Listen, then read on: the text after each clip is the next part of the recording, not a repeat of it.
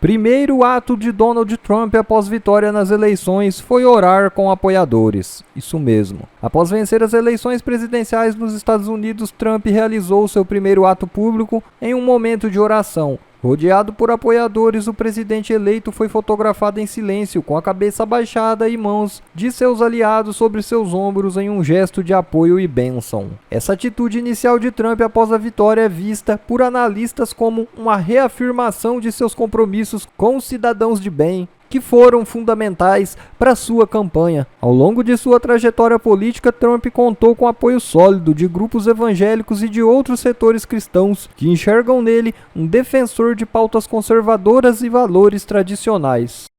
E o Trump quer a presença de Bolsonaro em sua posse presidencial nos Estados Unidos. Isso mesmo, Donald Trump convocou o presidente Bolsonaro para ir em sua posse que está agendada para o dia 20 de janeiro. O desejo já estava no ar antes mesmo da confirmação da vitória, circulando entre os aliados mais próximos. Em uma entrevista recente ao canal do Paulo Figueiredo Show, Eduardo Bolsonaro comentou que caso Trump fosse eleito, seu pai receberia o convite para o evento. Eduardo acompanhou a contagem dos votos na casa do Trump na Flórida e expressou que chamou de honra em estar lá para testemunhar a eleição. Atualmente, por decisão do Supremo, Bolsonaro está impedido de deixar o país. Seu passaporte está retido e não há por hora nenhuma previsão para que o documento seja devolvido a ele. Assim caberá ao STF decidir se vai ou não liberar a saída de Bolsonaro do país. Agora que começa a queda de braço entre STF e Donald Trump.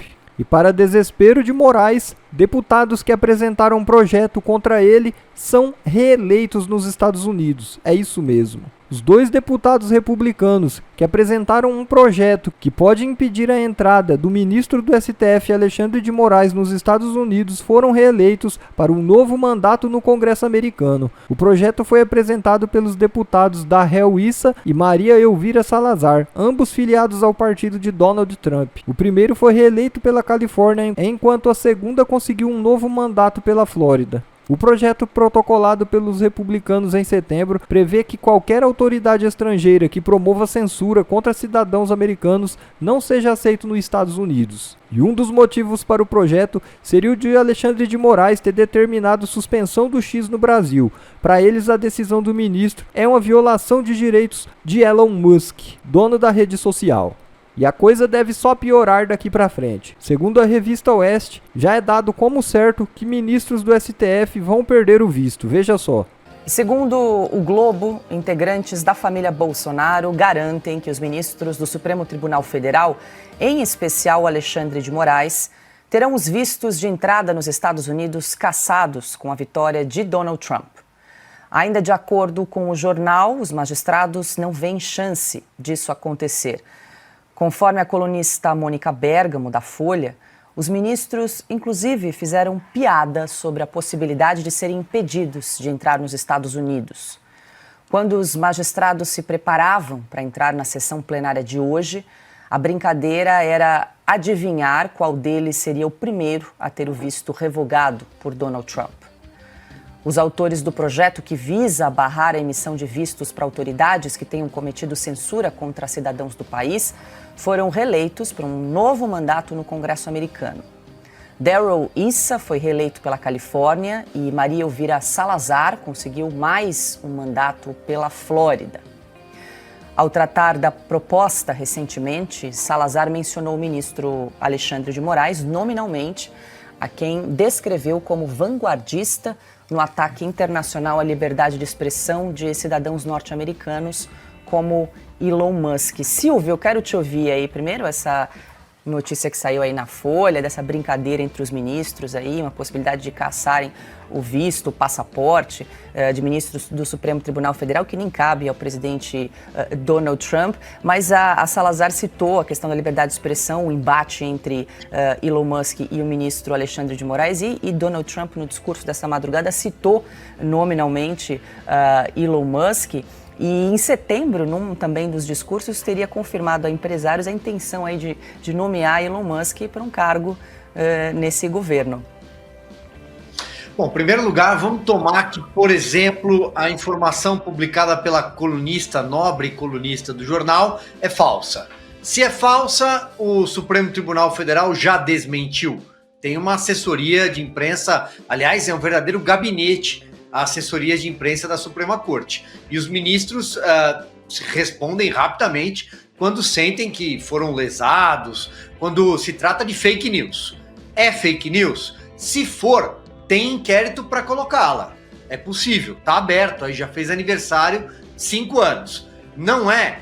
É verdade? Então é a moça de recados de ministros do Supremo Tribunal Federal. Tem na tela da TV, que todo mundo conhece, elas pegam o celular, inclusive, gostam de mostrar de cantinho na tela. Olha, tô falando aqui, tô trocando mensagens. E nos jornais também. Então, primeiro é isso. Eles estão dando algum tipo de recado, fazendo troça. Às vezes, rir demais é rir de nervoso. O ponto que eu queria tocar é: teremos, a partir do ano que vem, um Senado nos Estados Unidos composto basicamente por uma maioria republicana, assim como a Câmara dos Representantes. Isso significa que pessoas que já estavam prestando atenção lá fora no tratamento à Constituição brasileira do ponto de vista de deteriorar, de rasgar, de tratar a pontapés a Constituição, as liberdades, que é algo inalienável, inegociável na América, isso vai ser olhado com um pouco mais de cuidado, ainda mais cuidado. Segundo ponto, muita gente se esquece que a Lava Jato foi varrida para debaixo do tapete pelo Supremo Tribunal Federal, sobretudo pelo ministro Dias Toffoli, sucessor, né, da vassoura, da borracha de Ricardo Lewandowski, mas lá fora não.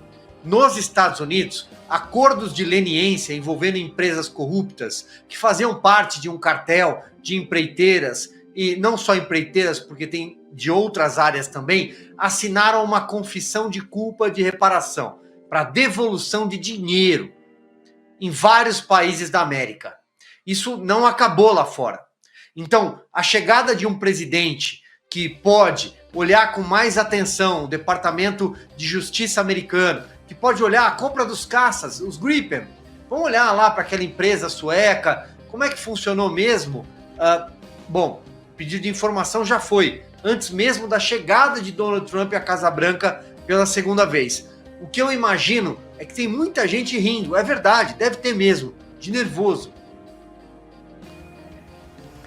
Bom, e assim que o resultado das eleições presidenciais dos Estados Unidos foi oficializado, a esquerda brasileira começou a reagir com críticas à vitória de Trump. A presidente nacional do partido, Gleisi Hoffmann, disse por meio das redes sociais que o retorno de Trump ao poder nos Estados Unidos é, abre aspas, um sinal de alerta para o campo democrático no mundo todo. E prosseguiu: temos de fortalecer o campo da democracia em nosso país, mas principalmente dar respostas concretas à necessidade e expectativas do povo, que não cabem na receita neoliberal que o mercado quer impor ao governo e ao país, fecha aspas. O ministro do Desenvolvimento Agrário e Agricultura Familiar, Paulo Teixeira, desabafou e disse que o mundo vive tempos difíceis. Rogério Correia, do PT de Minas Gerais, afirmou que com a vitória do republicano, não perde só Kamala Harris, mas a democracia, o meio ambiente e o clima, que são constantemente ameaçados pela extrema-direita. Érica Cocai, do PT do Distrito Federal, declarou antes do anúncio de Trump como ganhador das eleições que a vitória de Kamala Harris significaria um duro golpe para a extrema-direita global, inclusive para o bolsonarismo aí, Piotr. Antes, no bloco anterior, você comentava a repercussão internacional, agora a gente trouxe também alguns comentários aí, repercussão da esquerda a respeito da vitória de Donald Trump. Quando tem a expressão campo democrático, neoliberal, extrema-direita, já desqualifica o comentário. Tá tudo... Essa gente não consegue virar o disco, é impressionante, né? Eles não só iludem os seus seguidores, como eu acho que eles tentam iludir a si próprios, que é a única explicação que pode se ter. Eles estão enxergando o quê? De novo, com essa história de nazismo, fascismo, extrema-direita. Eu queria que eles explicassem o que é neoliberal. Eu adoraria que eles me dessem uma explicação. O que significa neoliberal? E o que na opinião deles, é campo democrático? campo democrático. O que seria isso daí? Né? É um campo onde todos os jogadores jogam ao mesmo tempo. Eu estou fazendo piada, óbvio, porque é difícil, né? E depois a tal da extrema-direita. Tudo é extrema-direita. Tudo que não é espelho, eles não gostam. Aliás, essa gente precisa começar a cair na real. O governo do PT, que neste momento comanda o país, é exatamente o governo que não consegue produzir nenhuma notícia positiva e não consegue adotar nenhuma medida dele, essencialmente dele, para dar continuidade à recuperação econômica que houve desde o governo Temer, mais o governo Bolsonaro. É o que eu estava anotando aqui, quem pertence ao campo democrático no mundo, né? Coreia do Norte, Venezuela, China, Rússia, Cuba, é um discurso empoeirado, envelhecido, né, com teia de aranha. Isso aí não, eles acabam de levar um recado pela testa do povo brasileiro nas eleições municipais. Estão mostrando agora que não esqueceram nada e não aprenderam nada, como os Bourbon, lá, né, da frase famosa sobre a família real francesa. Eles não entendem que o mundo pensa diferente deles. A maioria dos seres humanos tem outras preocupações. É isso, essa palavra neoliberal nos persegue, sem definição, há quantos anos, Pedro? Olha, desde o governo Fernando Henrique Cardoso. Eu gostaria, governo. Você deu uma boa ideia, a gente chegar e perguntar, vem cá, eu queria saber só a diferença entre liberal e neoliberal. Isso. Porque o neo deve ser muito pior, pelo tom que eles usam. Então é o seguinte, para a Glaze, né, a nossa coxa, não posso falar mais amante, tá? É coxa, o segundo codinome do Departamento de Propinas da Odebrecht. Ela está saindo do PT depois de uma gestão infeliz, equivocada, sabe, errada em todos os sentidos, que ajudou a destruir essa seita, né, que tem num analfabeto e num ladrão, o único Deus. Ela ajudou a destruir e tal, e está pronta para destruir outras coisas, qualquer ministério que for oferecido a ela, porque ela não muda, que prova que certas doenças do caráter são sem remédio, sem cura. Deixa eu passar para a Ana, como bem lembrou Augusto, eleições municipais foi uma vitória aqui no Brasil, né, da direita, do centro-direita, e agora a esquerda parece não fazer Estão grogues aí, uma autocrítica diferente, difícil, né, para fazer a leitura nacional e agora internacional. Na testa, depois o outro é o nocaute, né? Estão nocauteados em pé, é isso. Ana. Não, a esquerda brasileira lamenta a vitória de Donald Trump, a imprensa também, né? O Augusto estava mencionando que ontem ele estava assistindo ali com algumas telas. Eu estou passando aqui os olhos em alguns perfis e tem gente batendo cabeça. Meu Deus, como isso aconteceu? Aconteceu porque essa gente não tem mais relevância nenhuma. O tweet da Glaze ou o tweet do Lula ou que o Haddad fala, aquele tweet do Elon Musk ontem, vocês são a mídia. Aquilo ali resume tudo, resume os últimos 8 anos aqui nos Estados Unidos, quando Donald Trump venceu em 2016, todas as pesquisas erraram, projeções, mídia, 220 veio uma pandemia aí, uma eleição muito estranha, mas o fato é que essa coalizão, eu insisto nessa coalizão que o Donald Trump criou, porque isso não acontecia desde a era de Ronald Reagan nos anos 80, com tanta gente diferente no mesmo movimento, tanta gente diferente, republicanos, democratas, independentes, cristãos, judeus, muçulmanos, negros, brancos, alto, baixo, gordo, magro, enfim, todas as idades.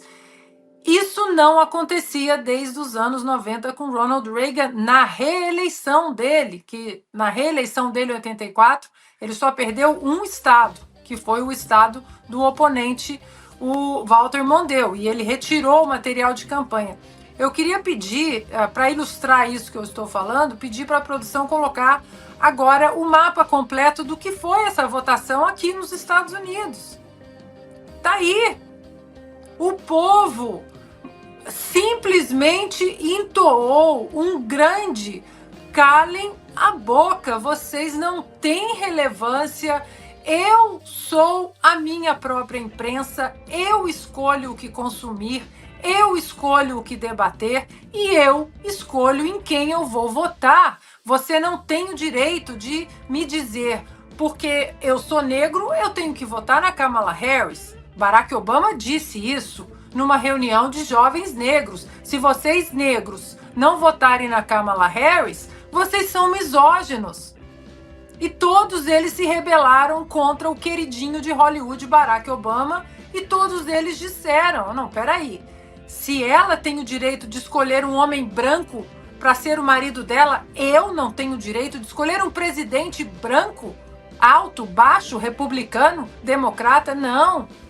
Então esse mapa mostra que o americano simplesmente, eu não falo só o republicano, porque um mapa desse porte, só eleitores republicanos não têm a capacidade de colocar um mapa desse porte nas páginas da história dos Estados Unidos.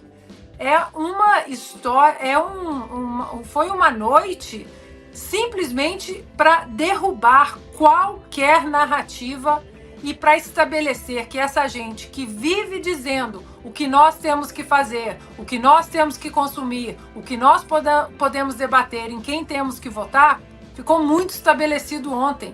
Vocês não têm mais nenhuma relevância. Eu decido por mim.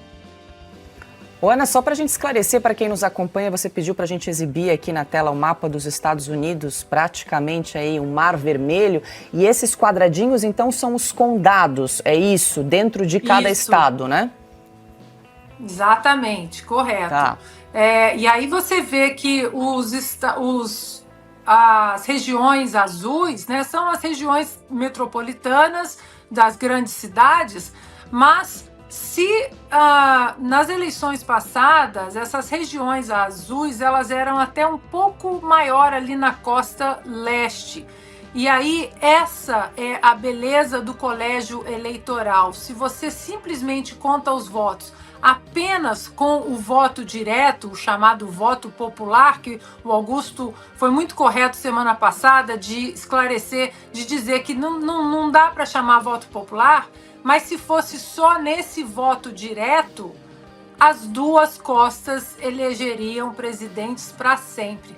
No colégio eleitoral, os candidatos são obrigados a falar com todos os estados. E aí acontece isso quando propostas, plataformas governamentais de boas políticas vencem o amor e a tolerância que a gente sabe que não existem. Bom, pessoal, esse foi mais um vídeo. Eu espero que vocês tenham gostado. Se vocês gostaram, deixa o like aqui para fortalecer nosso canal. Logo eu volto trazendo mais informações da política para vocês. Um forte abraço, fiquem todos com Deus e até a próxima.